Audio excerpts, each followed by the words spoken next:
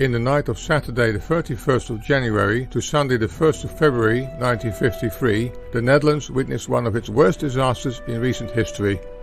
This disaster is referred to in Dutch as the Watersnoodramp or the Februariramp, and initially was also known as the St. Ignatius flood or Beatrix flood. The flood was the result of a combination of severe storm from the northwest with an unfavorable coincidence of high tide and spring tide. As a result, the water in the funnel-shaped South North Sea rose to extreme heights. The highest water level in 100 years was measured in Flushing, Hoek of Holland, IJmuiden and Harlingen, respectively 4.55, 3.85, 3.88 and 3.86 meters higher than Normal Amsterdam Level, NAP.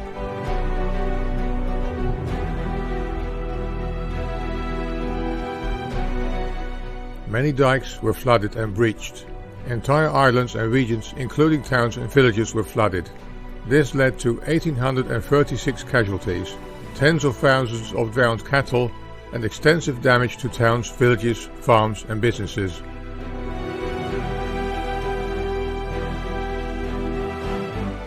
Early on Saturday, the Royal Dutch Meteorological Society, KNMI, had already issued warnings for severe storm weather via the ANP news service on the radio.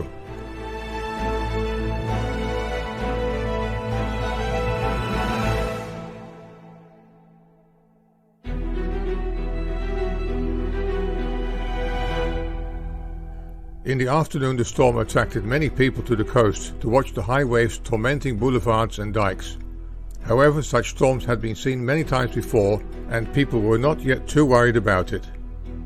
Nobody could foresee what calamity was in the making. In those years the Dutch radio closed down at 11 o'clock in the evenings, playing the Dutch national anthem at Wilhelmus. Sadly, nobody at the weather service saw the need to issue additional warnings before the radio stations closed down for the night.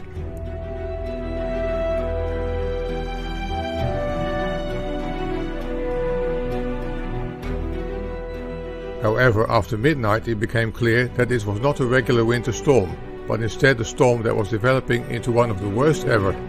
It was too late to issue additional warnings on the radio.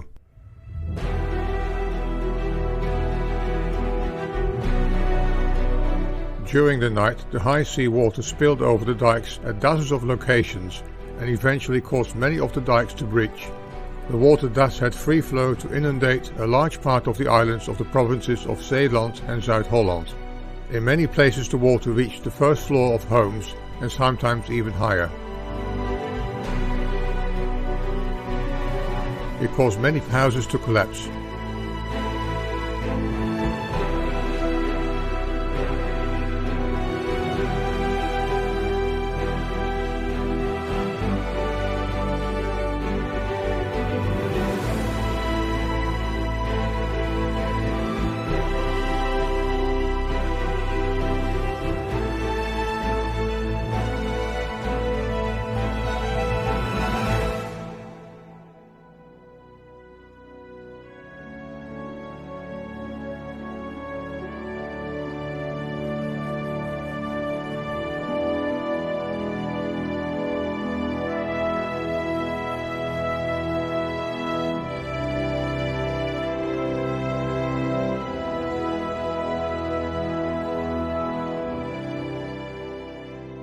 People who were lucky enough that their houses withstood these tremendous forces of nature spent the night in the loft, or even had to sit on the roof of the house for many hours and sometimes even days waiting rescue.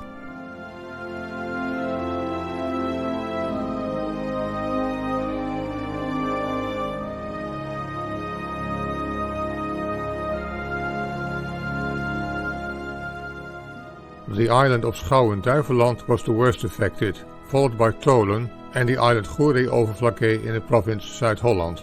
The flooding of the islands Walcheren and Zuid-Beveland was less severe.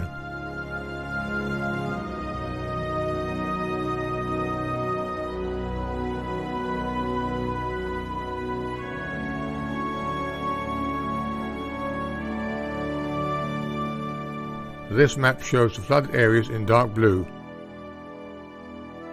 Early on Sunday, aid started to arrive. The army provided amphibious vehicles and planes dropped inflatable rafts and other rescue materials.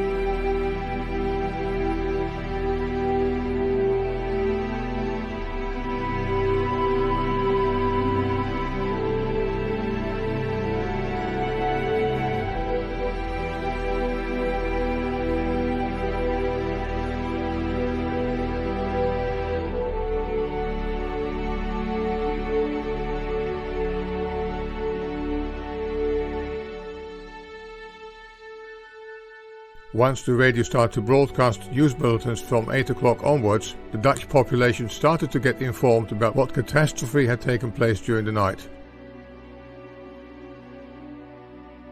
People began to collect food and clothes in order to get them ready for shipment to the disaster area. Huge efforts were made to try to close the holes in the dikes.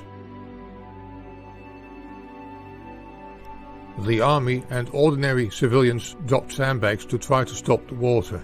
This work was not without danger.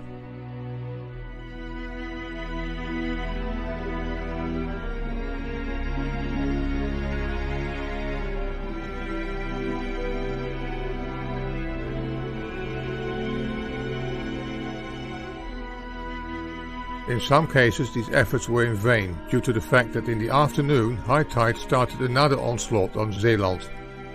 Even more people perished in the rising water because of not having been rescued in time.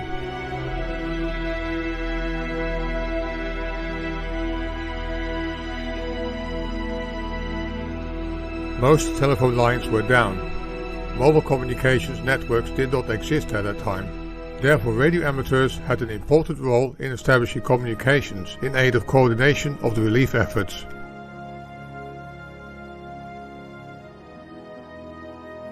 Surviving cattle were led away to higher ground, for example at the market square in Zierikzee.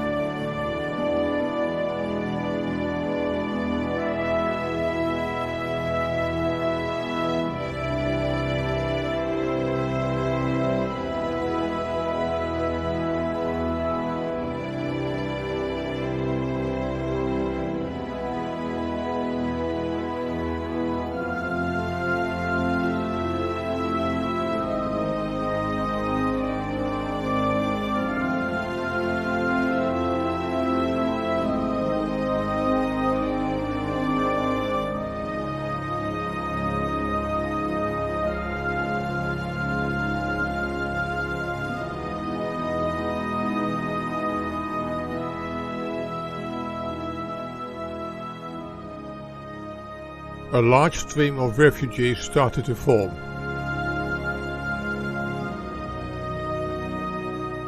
Affected victims found temporary shelter all over the country, awaiting for the time that the holes in the dikes would be repaired and the flood waters withdrawn.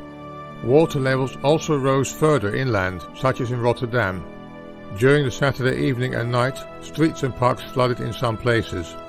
The only disaster victim in Rotterdam lived in the Rozenstraat. She drowned in her ground floor apartment. Bystanders could hear a cry for help, but they could not get her out of the house in time.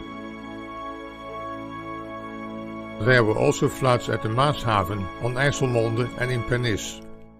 At 4:30 am, the entire area in the center, south of the line Westzeedijk, Schiedamse Dijk, Blaak, Groenendaal and Oostplein was underwater. On Sunday morning, the magnitude of the disaster became more clear. The Mayor of Rotterdam, the police and various officials met around 9 am and the crisis centre was set up. It was not long before they heard that the floods elsewhere in the Netherlands had caused much more damage. Rotterdam became the centre for the reception of evacuees and relief supplies.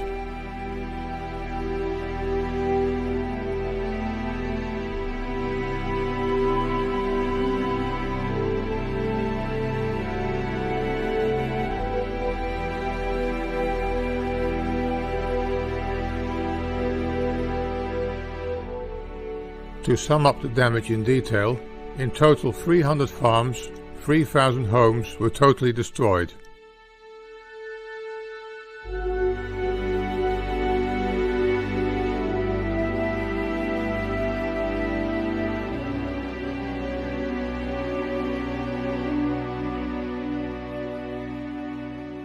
Around 50,000 cattle drowned.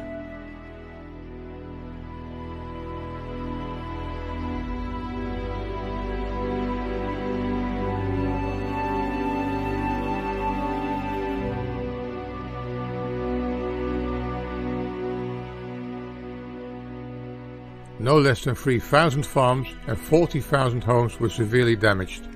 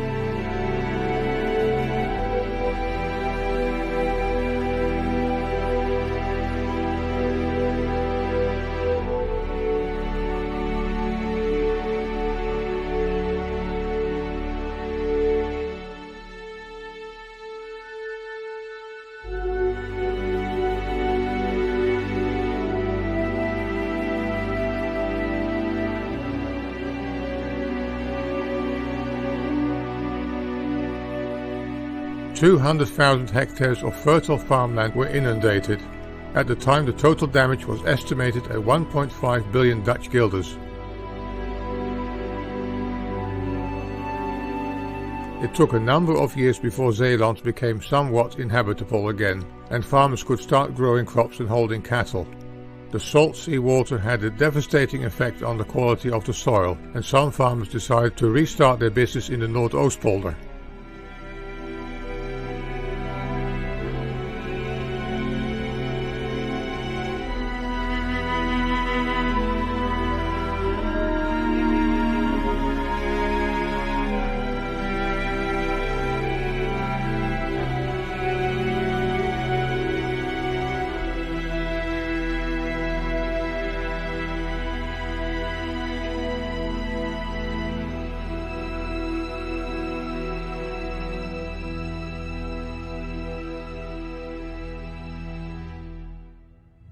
The disaster was also the trigger for the Dutch government to start a major scheme to protect Zeeland from flooding again in the future.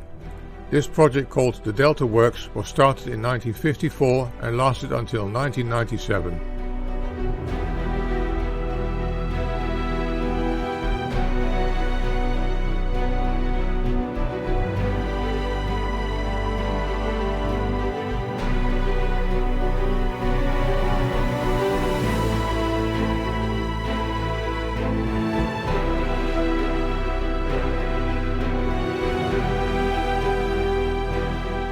Just over a week ago, the Netherlands celebrated the 70th anniversary of this terrible disaster. Hopefully this video will contribute to a better understanding about the ordeal that the people of Zeeland and South Holland went through back then.